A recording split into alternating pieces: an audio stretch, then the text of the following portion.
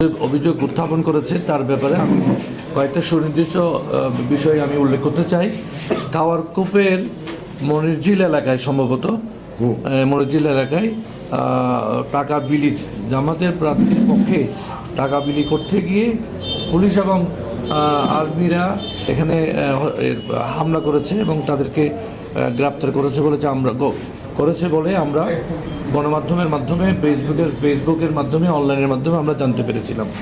আরেকটা বিষয় যে এখানে আচরণবিধি লঙ্ঘন করেছি এরকম একটা অভিযোগ আমাদের বিরুদ্ধে করেছে, সেটার ব্যাপারে আমি একটা প্রমাণ হিসাবে দেখাতে পারি। ভিডিও সহ রয়েছে না, আমি বলি যে এটা হচ্ছে যে আপনারা সবাই জানেন যে ভোটার স্লিপ, যেখানে ভোটের স্লিপ যেটি বিতরণ করা হয়, ভোটারের নাম এবং ভোটার কেন্দ্র এবং ভোট নম্বর যেটা বিলি করা হয় ঘরে ঘরে যেটা বিলি করা হয় ভোটারদের হাতে হাতে, সেটাতে কিন্তু এবারে প্রতীক এবং প্রার্থীর ছবি রাখে নাই। এটার জন্য বিএনপিও একটা আবেদন করেছিল প্রধান নির্বাচন কমিশন অফিসে, সেখানে সেটা কিন্তু গ্রাহ্য হয়নি, গ্রহণ করেনি।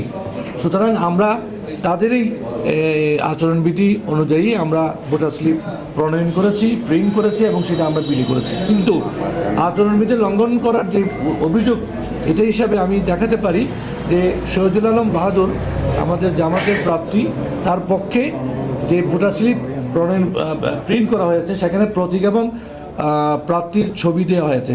তো এখন প্রশ্ন হচ্ছে কারাই আচরণবিধি লঙ্ঘন করেছে, এটা আমি উল্লেখ করতে চাই এবং আপনাদের মাধ্যমে সবাইকে জানাতে চাই আচরণবিধি তারাই লঙ্ঘন করছে, আমরা আচরণবিধি লঙ্ঘন করি নাই।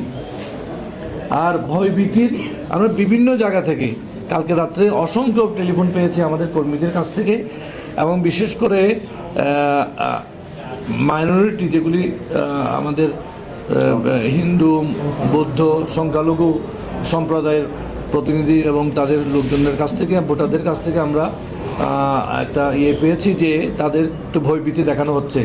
এবং গতকালকে আপনারা নিশ্চয়ই জানেন যারা গণমাধ্যমের কর্মীরা আছেন, বিশেষ করে আমাদের ঘুনারপাড়া এলাকা, বিডিআর ক্যাম্প এলাকায় যেখানে সংখ্যালঘুদের বাসস্থান, সেখানে মাননীয় জেলা প্রশাসক এবং জেলা রিটার্নিং অফিসার এবং কক্সবাজার জেলার এসপি মহোদয় এবং কক্সবাজার সদর থানার ওসি সহ নেতৃত্বে বিভিন্ন এলাকা ঘুরে তাদেরকে অভয় দেওয়া হয়েছে যে নির্বিঘ্নে তারা ভোট কেন্দ্রে আসতে পারে। কারণ তারা যাওয়ার কারণটাই এটাই হতে পারে আমি মনে করি, যেখানে আমরা অভিযোগ করছি যে বিভিন্নভাবে ভয়ভীতি প্রদর্শন করা হচ্ছে, তারই পরিপ্রেক্ষিতে এই যে ডিসি সাহেব এবং রিটার্নিং অফিসার ও এসপির নেতৃত্বে যে টিম বিভিন্ন এলাকায় ঘুরেছে সেটাই প্রমাণ করে।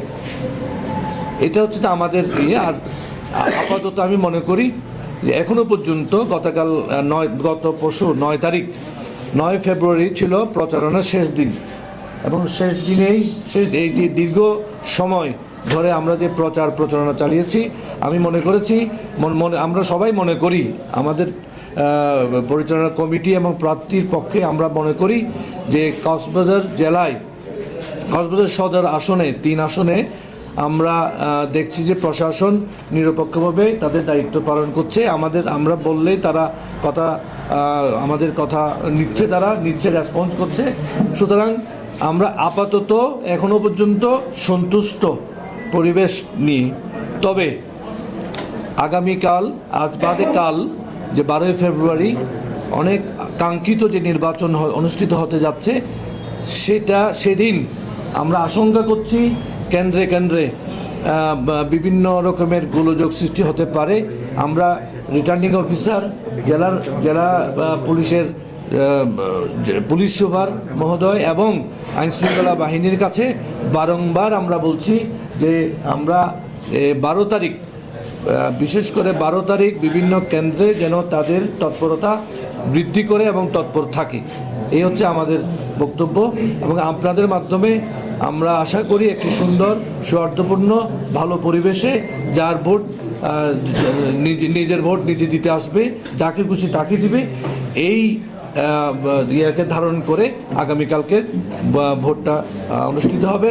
এবং আমরা নির্বাচন পরিচালনা কমিটির পক্ষ থেকে লুৎফর কাজলের পক্ষে আমরা আপনাদের মাধ্যমে অনুরোধ করব, আপনারা জাতির বিবেক এবং আপনারাই পারবেন একটি সুন্দর নির্বাচন অনুষ্ঠিত করার জন্য সহযোগিতা করতে। এটা আমি আপনাদের প্রতি অনুরোধ জানাচ্ছি। আসসালামু আলাইকুম।